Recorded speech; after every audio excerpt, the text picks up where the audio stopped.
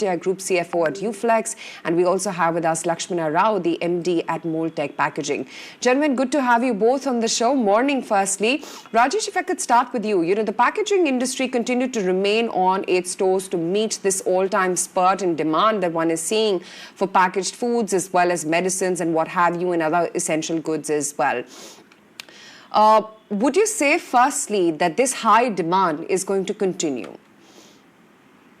Demand, I think we have to see in two parts. One is the COVID-led, which was more because of the stocking at the household ends and, that frenzy. It cooled down a bit, starting from mid-August towards November end. And thereafter, now it's a steady state. So I would say that, yes, there was a pent-up demand, which is now, a perfectly normalized situation currently. But yes, this helped us with the volumes in the first 3 quarters of the year. Q3 especially, we saw that, we were up about by 20%. Our overall portfolio of packaging and the packaging films. So it's been a great run this year so far.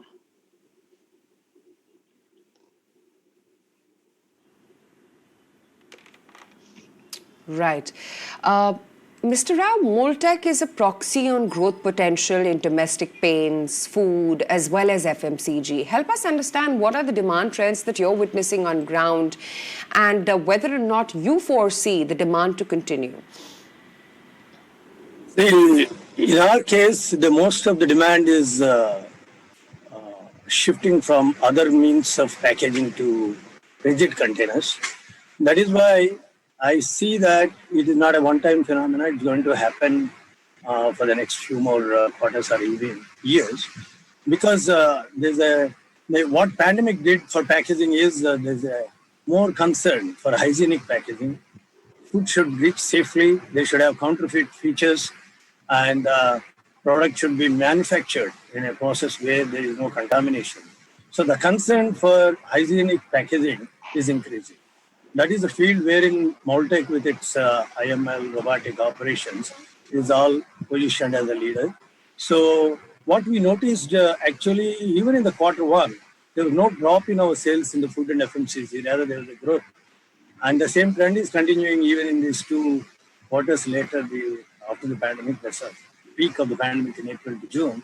We are noticing the same trend is going on. Even smaller companies in the food and FMCG space especially wish to move towards IML containers, which are manufactured in a very hygienic manner with robotics. So the trend for this kind of change might remain a little longer and can become permanent.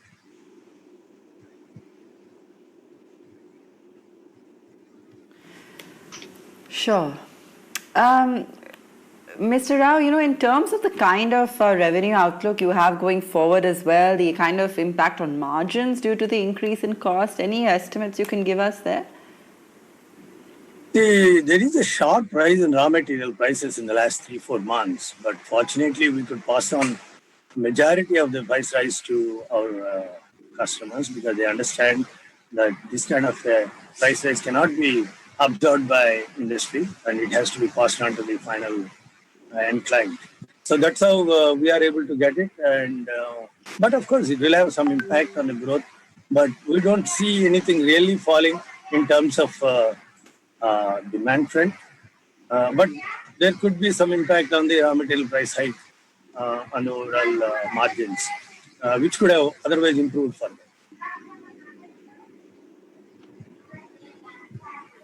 Okay, and where do you see the maximum growth going forward as well in the slightly longer term? What about the export market, the kind of outlook you have there?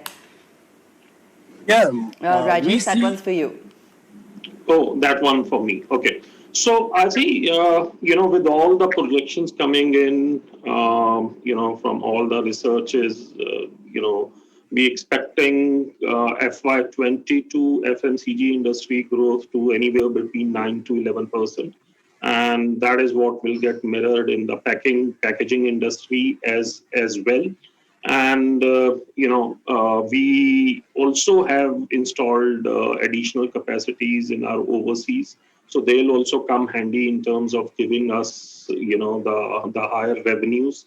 So as a very conservative estimate, next couple of years, we see at least 20 to 25% top line growth coming from the increased throughput from our newly set up capacities, as well as, increasing the utilization from the existing one, especially on the aseptic packaging and the flexible packaging side. So I think, as I said, FY21 has been a good year for the industry, both in terms of demands and margin expansion. Mr. Rao said that, last 3-4 months, we've seen a pressure on the input prices. Happy to say that, while yes, there is a pressure, but most of the converters have been able to pass on that kind of a price rise to the ultimate buyers. And because, I think the price rise has been too steep, led by some of the capacity shortages, and it will only expand the margins in the Q4 as we see it now. But these things won't remain for very long. They'll get normalized, in the next quarter or so.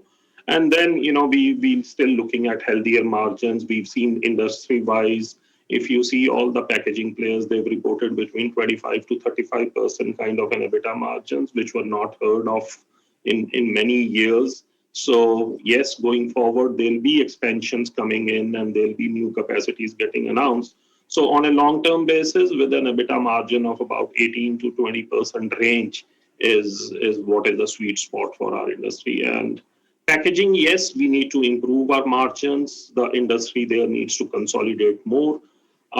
We thought that, it would have happened by now, but not. It will take a couple of more years before, the flexible packaging industry is able to, ramp up its margins as some of the capacities get, consolidated.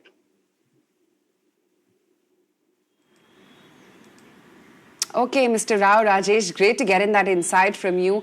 Good to have you both in the show. We'll let you go on that note. In fact, take a very quick break, come right back. Lots more lined up.